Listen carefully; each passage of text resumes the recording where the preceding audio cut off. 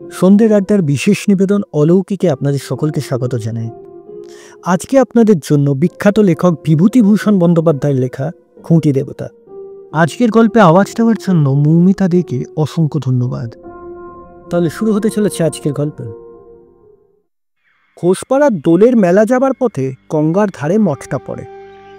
মঠ বললে ভুল বলা হয়, ঠিক মঠ বলতে যা বোঝায় সে ধরনের কিছু নয়। ছোট খড়ের খান 4-5 ঘর মঠের মধ্যে। একাধারে একটা বড় তেঁতুল গাছ, গঙ্গার একটা ছোট খাল মাঠের মধ্যে। খানিকটা ঢুকেই শুকিয়ে মজে গিয়েছে। জোয়ারের সময় তবুও খালটা কানায় কানায় ভরে ওঠে। ঠিক সেই সময় জেলেরা দোয়ারি পেতে রাখে। জোয়ারের তোড়ের মুখে মাছ খালে উঠে পড়ে। ভাটার টানে নামবার সময় দোয়ারির কাঠিতে আটকে আর বেরোতে পারে না। কাছেই একটু দূরে শঙ্করপুর বলে ছোট্ট একটা গ্রাম। কিছুকাল আগে রেল কোম্পানি একটা ব্রাঞ্চ লাইন খোলবার উদ্দেশ্যে খানিকটা জমি সার্ভে করে মাটির কাজ আরম্ভ করেছিল। কোনো কারণে লাইন বসানো হয়নি। মাঠের উত্তর দক্ষিণে লম্বা প্রকাণ্ড উঁচু রেলওয়ে। বাঁধটার দুই পাশের ঢালুতে নানা জাতীয় কাঁটা গাছ, আকন্দ ও অন্যান্য বুনো গাছপালা গজিয়ে বন হয়ে আছে। আকন্দ গাছটাই বেশি। খুঁটি দেবতার অপূর্ব কাহিনী এখানেই শুনেছিলাম। গল্পটা বলা দরকার। শঙ্করপুর গ্রামের পাশে ছিল হেলেঞ্চা শিবপুর। এখন তার কোনো চিহ্নই নেই।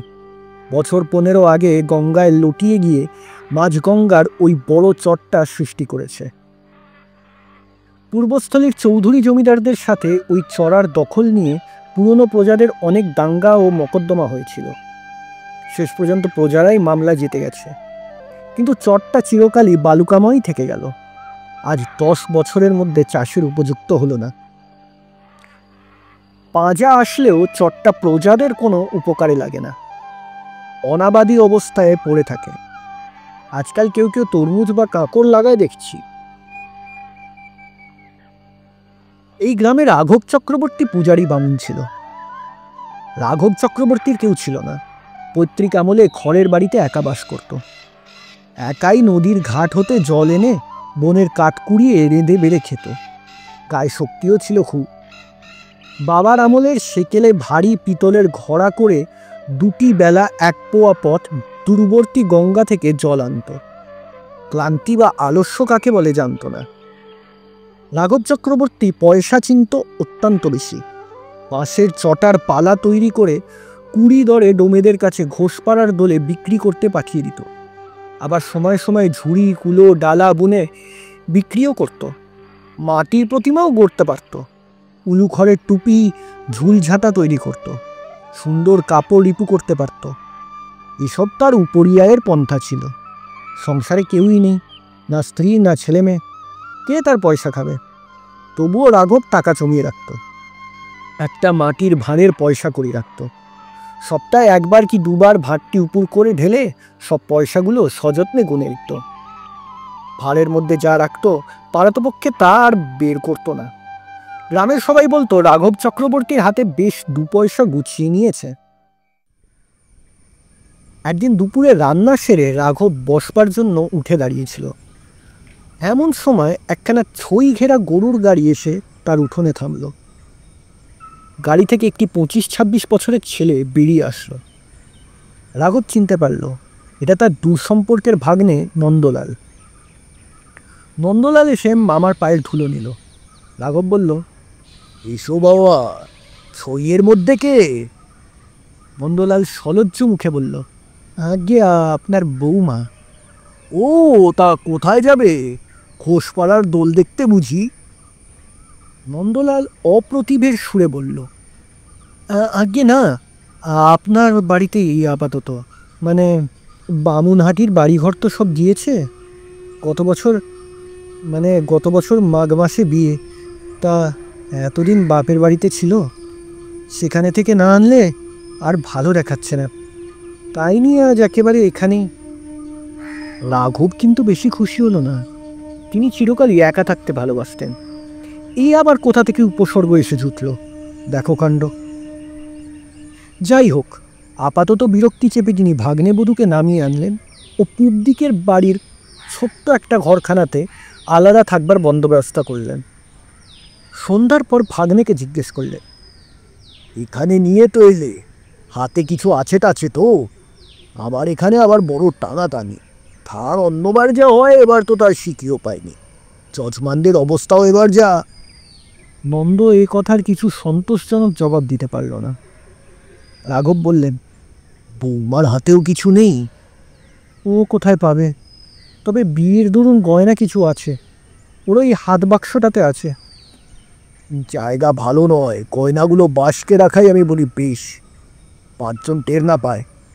আমি আবার থাকি গায়ের এক কোণে, আর এই তো সময় যাচ্ছে, ওগুলো আরও সাবধান করা দরকার।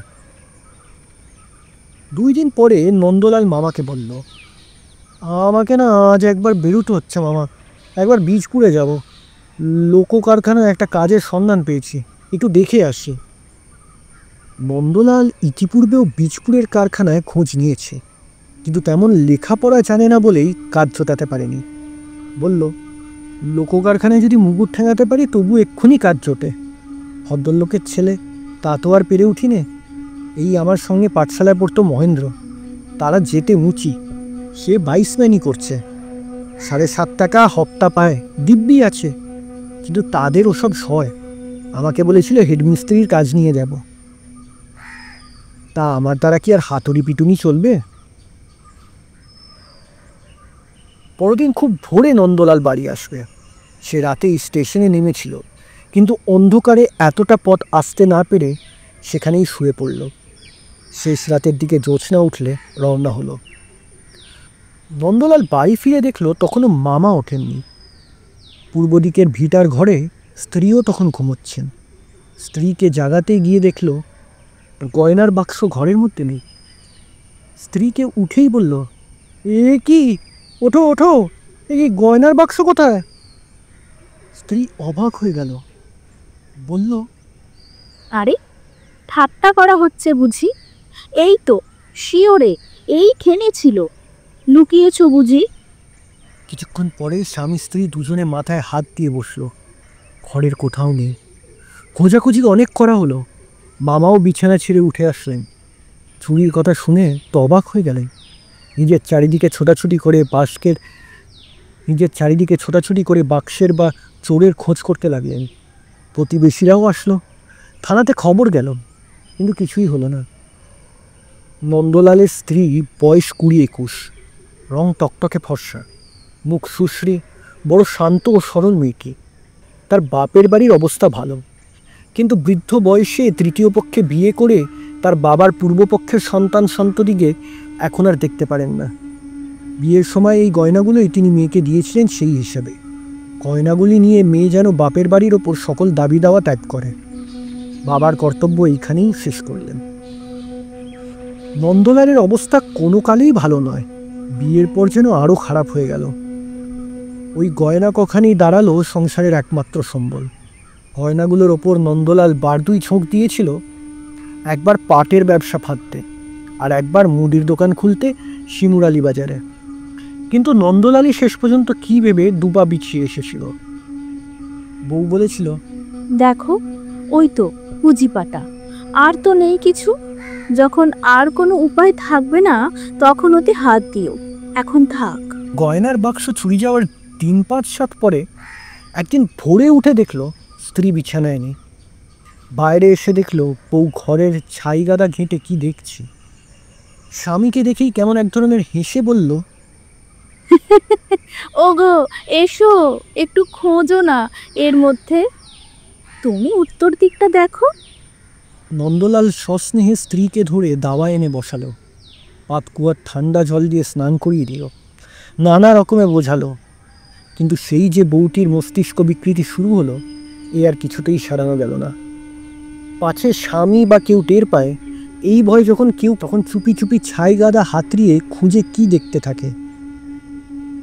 এই একমাত্র ব্যাপার ছাড়া তার মস্তিষ্ক বিকৃতির কিন্তু কোনো অন্য লক্ষণ ছিল না। অন্যদিকে সে যেমন গৃহকর্মী নিপুণা গৃহস্থ বধূ, তেমনই রইল। একদিন সে মামা শ্বশুরের ঘরে সকালে ঝাঁট দিতে ঢুকেছিল। মামা শ্বশুর রাঘব চক্রবর্তী তখন ঘরে ছিল না। ঘরের একটা কোণ পরিষ্কার করবার সময় সে একখানা কাগজ কুড়িয়ে পেল। কে যেন তলা পাকিয়ে কাগজখানা কোণটাতে ফেলে রেখেছিল। কাগজখানা দেখেই সে অবাক হয়ে গেল। এই যে তার গয়নার বাক্সের তলার পাতা, পাতলা বেগুনি রঙের কাগজ। স্যাকরার এই কাগজে নতুন তৈয়ার সোনার গহনা জড়িয়ে আছে। এই কাগজখানাও সেইভাবেই পাওয়া, স্যাকরার দোকান থেকে এসেছিল।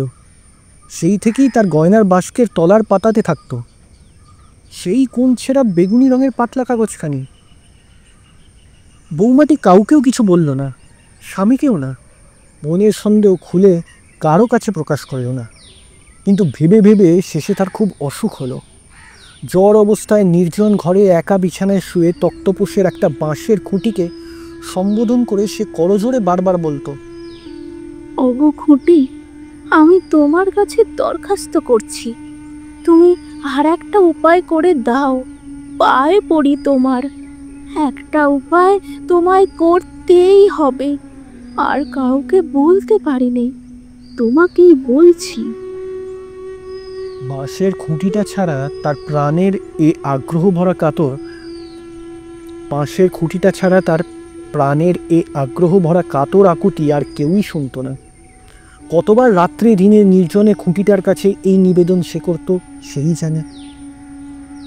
তাদের বাড়ির সামনে প্রকাণ্ড মাঠ গঙ্গার কিনারা পর্যন্ত সবুজ ঘাসে ভরা। তারপরেই খাড়া পাড় নেমে গিয়ে জল শুনেছে। জল সেখানে অগভীর, চওড়াতেও হাত 10-12 মাত্র। পরেই গঙ্গার বড় চরটা। সারা বছরের চড়ায় জলচর পাখির ঝাঁক চড়ে বেড়ায়। চড়ার বাইরের গভীর বড় গঙ্গার দিকে না গিয়ে তারা গঙ্গার এই ছোট অপরিসর অংশটা ঘেঁষিয়ে থাকে। 12 মাস বেগুনি ফুল ফুটে নির্জন বালির ছড়া আলো করে রাখে। মাঠে কোনো গাছপালা নেই। ছেলেদের ফুটবল খেলার মাঠের মতো সমতল তৃণাবৃত। দক্ষিণে ও বামে একদিকে বড় রেলওয়ে বাঁধ ও অন্যদিকে দূরবর্তী গ্রাম সীমার বনরেখার কোল পর্যন্ত বিস্তৃত। 2-1 সারি তাল গাছ এখানে ওখানে ছাড়া এই বড় মাঠটাতে অন্য কোনো গাছ চোখে পড়ে না কোনোদিন। এই বিশাল মাঠে প্রতিদিন সকাল হয়। সূর্য মাঝ আকাশে দুপুরের আগুন ছড়ায়। বেলা ঢলে বিকেল নেমে আসে। গোধূলিতে পশ্চিম দিকে কত কি রঙে রঞ্জিত হয়। চাঁদ ওঠে সারা মাঠ, চড়া রেলওয়ে বাঁধ ও উপাসের বড় গঙ্গাটা জ্যোৎস্নায় ঢেকে যায়। কিন্তু কখনো কোনো কালে রাঘব চক্রবর্তী বা তার প্রতিবেশীরা এই সুন্দর পল্লী প্রান্তরের প্রাকৃতিক লীলার মধ্যে কোনো দেবতার পূর্ণ আবির্ভাবের কল্পনাও করেনি, প্রয়োজনও বোধ করেনি। সেখানে আজ সর্বপ্রথম এই নিরক্ষরা বিকৃত মস্তিষ্কা বউটি বৈদিক যুগের মন্ত্রদ্রষ্টা বিদুষীর মতো মনে প্রাণে খুঁটি দেবতার আহ্বান করল। আমি এই মাঠেই বিকেলে দাঁড়িয়ে কথাটা ভাবছিলাম।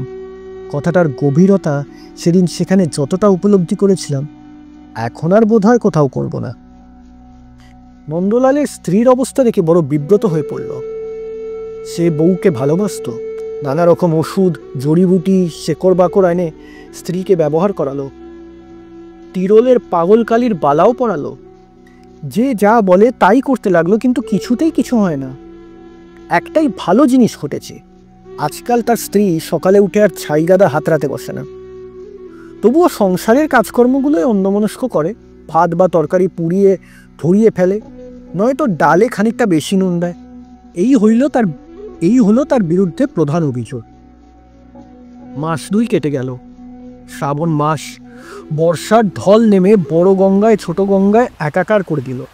চড়াও ডুবে গেল। কুলে কুলে গেরিমাটির রঙের জলে ভর্তি। এই সময়ে নন্দলালের আর্থিক অবস্থা অত্যন্ত খারাপ হয়ে উঠল। হাতে এর আগে যা কিছু ছিল সবই খরচ হয়ে গেছে। এদিকে চাকরিটাও জুটছে না। রাঘব চক্রবর্তী ভাগ্নেকে ডেকে বললেন, কোনো কিছু একটা দেখে নিতে পারলে না? তার দিন কতক এখানে বৌমাকে বাপের বাড়ি রেখে তুমি কলকাতার দিকে গিয়ে কাজকর্মের চেষ্টা করো। না হলে আর কি করে চালাই বলো? এই তো দেখছো অবস্থা। নন্দলাল পড়ে গেল মহাবিপদে। না আছে চাকরি, না আছে সম্বল। ওদিকে অসুস্থ তরুণী বউ। বীজপুরের কারখানায় কয়েকবার যাতায়াতের ফলে একজন রঙের মিস্ত্রির সঙ্গে বন্ধুত্ব হয়ে গেল। তাকেই বলে কয়ে তার বাসায় বউকে নিয়ে গিয়ে আপাতত তুলল। 2টো মাত্র ঘর। একখানা ঘরে মিস্ত্রি একলা থাকে, অন্য ঘরখানি নন্দলালকে ছেড়ে দিল। মিস্ত্রি গাড়িতে অক্ষর লেখে। সে চেষ্টা করে সাহেবকে ধরে নন্দলালের জন্য একটা ঠিকে কাজ জুটিয়ে দিল। একটা বড় লম্বা রেক, আগাগোড়া পুরনো রং উঠে নতুন রং করা হবে। নন্দলাল সেটাকে রং করবার জন্য 1 মাসের চুক্তিতে নিযুক্ত হলো। রাঘব চক্রবর্তী কিছুকালের জন্য হাঁপ ছেড়ে বাঁচল। হঠাৎ একদিন তিনি অনেক জনমজুর ধরে বাড়ির উঠোন পরিষ্কার করাতে লাগলেন। ভালো করে একজোড়া হরিণের চামড়ার জুতো কিনে আনলেন। এমনকি পুজোর সময় একবার কাশি বেড়াতে যাবার সংকল্পও করে ফেললেন। আশ্বিনের প্রথম বৃষ্টি একটু কমল। রাঘব চক্রবর্তীর বাড়ির চারপাশে পাঁচিল গাঁথবার মিস্ত্রি আনা হয়েছে। সারাদিনের পরিশ্রমের পর গঙ্গায় গা ধুয়ে এসে সন্ধ্যার পরই তিনি শুয়ে পড়লেন। অত পরিশ্রম করার পর তিনি শুলেন বটে, কিন্তু তার আদৌ ঘুম এলো না। ঘুমাবার বৃথা চেষ্টায় সারা রাত্রি ছটফট করে শেষ রাত্রে উঠে তামাক খেতে বসলেন।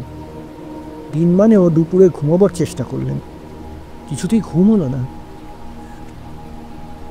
সারাদিনের মজুর খাটাবার পরিশ্রমের ফলে শরীরও যে গরম হয়ে গেছে। সেদিনও যখন ঘুম আসলো না, তখন পাঁচিল গাঁথার জন্মজুরকে বলে দিলেন, এখন দিন 2 কাজ বন্ধ থাকো। পরদিন রাত্রে সামান্য কিছু খেয়ে ঠান্ডা জল মাথায় দিয়ে হাত পা ধুয়ে সকাল সকাল শুয়ে পড়লেন। প্রথমটা ঘুম না আসতে ভাবলেন ঘুমের সময় এখনো ঠিক হয়নি কিনা, তাই ঘুম আসছে না। এপাশ ওপাশ করতে লাগলেন। 10টা, 11টা, 12টা। রাঘব প্রাণপণে চোখ বুজে রইলেন। নানাভাবে ঘুরে ফিরে শুয়ে দেখলেন ঘুম এখনো আসে না। আরও ঘন্টা 2 কেটে গেল, ঘুমের চিহ্ন নেই। চাঁদ ঢলে পড়ল। জানলা দিয়ে যে বাতাস বইছে তা আগেকার থেকেও ঠান্ডা। রাঘবের কেমন ভয় হলো। তবে বোধহয় আজও ঘুম হবে না। ভাবতেই বুকটা কেমন করে উঠল। আজ রাতেও ঘুম না হলে কাল তিনি বাঁচবেন কি করে? উঠে মাথায় আরেকবার জল দিলেন, আবার শুলেন। এবার প্রাণপণে ঘুমাবার চেষ্টা করলেন, কিন্তু এই ভেবেই তার মাথা গরম হয়ে উঠল। ঘুম ঘুম যদি না আসে তাহলে? রাত্রি ফর্সা হয়ে কাককোকিল ডাকতে লাগলো। তখনও হতভাগ্য রাঘব চক্রবর্তীর বিছানায় ছটফট করতে করতে ঘুমাবার বৃথা চেষ্টা করে যাচ্ছেন। ঠিক এইভাবে কেটে গেল আরও 8 দিন। এই 8 দিনের মধ্যে দিনে কি রাতে রাঘবের চোখে এতটুকুও ঘুম আসলো না। পলকের নিমিত্ত রাঘব পাগলের মতো হয়ে গেল। যে যা বলল তাই করে দেখল। ডাব খেলো, পুকুরের পচা পাঁক মাথায় দিন রাত দিয়ে থাকতে থাকতে নিউমোনিয়া হবার উপক্রম হলো। অবশেষে বাঁশবেড়ের মনোহর ডাক্তারের ওষুধ ব্যবহার করতে গেল, কিন্তু কিছুতেই কিছু হয় না। আরও দিন 6-7 কেটে গেল। রাঘব সন্ধ্যার পরেই হাত পা ধুয়ে মনস্থির করে শুতে যায়, কিন্তু বালিশে মাথা দিয়েই বুকের মধ্যে গুরু গুরু করে। আজও বোধহয় ঘুম, বাকিটা রাঘব ভাবতে পারে না। রাজমিস্ত্রির দল কাজ শেষ না করেই চলে গেল। উঠোনে জঙ্গল গজিয়ে উঠল। রাঘব এখন আর স্নানাহার করতে চায় না, চলাফেরাও করতে চায় না। সব সময় ঘরের দাওয়ায় চুপ করে বসে থাকে।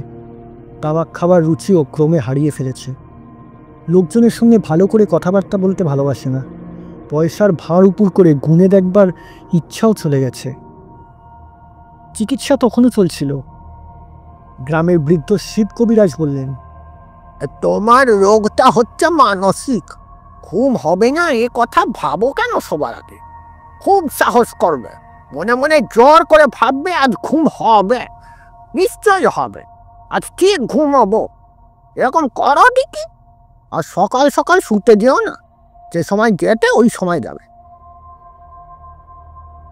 কবিরাজের পরামর্শ মতো রাঘব সন্ধ্যার পর পুরনো দিনের মতো রান্না করে আহার করল। দাওয়ায় বসে গুনগুন করে গানও করল। তারপর ঠান্ডা জলে হাত পা ও মাথা ধুয়ে শুতে গেল। মনে দৃঢ় সংকল্প, আজ তিনি নিশ্চয়ই ঘুমোবেন, নিশ্চয়ই। কিন্তু বালিশে মাথা দিয়েই বুকটা যেন কেমন করে উঠল। ঘুম যদি না হয়? পরক্ষণেই মনে হতে সে কথা ঝেড়ে ফেলল মন থেকে। না না না, নিশ্চয়ই ঘুম হবে। পাশ ফিরে পাশ বালিশটা আঁকড়ে শুলো। ঘরের দেওয়ালে একখানা বাঁধানো রাধাকৃষ্ণের ছবি বাতাসে লেগে ঠকঠক শব্দ করছে দেখে আবার বিছানা থেকে উঠে সেটা নামিয়ে রাখল। আবার শোয়ার চেষ্টা করলো জোর করে। ৮ ঘন্টা, ১ ঘন্টা, এবার তিনি নিশ্চয়ই ঘুমোবেন। বুকের মধ্যে গুড়গুড় করছে কেন? না, এবার ঘুমোবেনি। ২ ঘন্টা, ৩ ঘন্টা, রাত ১টা, গ্রাম নিশুতি, কোনো দিকে সারা শব্দ নেই। কেওড়া পাড়ায় ১-৮টা কুকুরের ঘেউ ঘেউ ছাড়া। না, রাত বেশি হয়েছে, আর রাঘবের জাগা থাকা যাবে না, এবার ঘুমোতেই হবে। বাঁ দিকে শুয়ে সুবিধে হচ্ছে না, হাতখানা বেকায়দা কেমন যেন মুছড়ে আছে। ডান দিকে ফিরে শোবেন। ছাড়পোকা? না না না, ছাড়পোকা তো বিছানায় নেই। যাই হোক, জায়গাটা এবার হাত বুলিয়ে নেওয়া ভালো। যাক, এবার ঘুমোবেন। এতক্ষণে নিশ্চিন্ত হলেন। রাত ২টো, কিন্তু নিশ্চিন্ত হতে পারলেন কই? একটা হাট কি মেলা বসেছে কোথাও। রাঘব দাঁড়িয়ে দাঁড়িয়ে দেখছে। সব লোক চলে গেল, তবুও ২-১০ জন এখনো হাটছালিতে ভিড় করে দাঁড়িয়ে শুটকি চিংড়ি মাছের দর কষাকষি করছে। এদের বিদায় হলেই রাঘব নিশ্চিন্ত মনে ঘুমোবেন। একটা লোক চলে গেল, ২টো, ৩টে, এখনো জনশতেক লোক বাকি। রাঘব তাদের কাছে গিয়ে চলে যাবার অনুরোধ করতে লাগলো, অনুনয় বিনয় করতে লাগলো, হাত জোর করলো, কিন্তু দোহাই আপনাদের, দোহাই, আমি একটু ঘুমোতে চাই, আপনারা একটু চলে যান। এখনো জন ৩ বাকি। রাঘবের মনে উল্লাস হলো, আর বেশি দেরি নেই, এখনো ২জন। এই ২জন চলে গেলেই ঘুমোবে। আর ১জন মাত্র, মিনিট ১৫ দেরি, তাহলেই ঘুমোবে।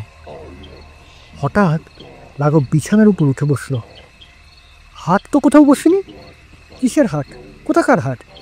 এসব কি আবল তাবল ভাবছে সে? তার মানে কি সে স্বপ্ন দেখছিল? রাঘব কথাটা ভাবতেও সাহস করল না। কত রাত? ওটা কিসের শব্দ? পিচপুরের কারখানায় ভোরের বাঁশি বাজছে না? সে তো রাত ৪টে বাজে। এখনই রাত ৪টে বেজে গেছে? অসম্ভব।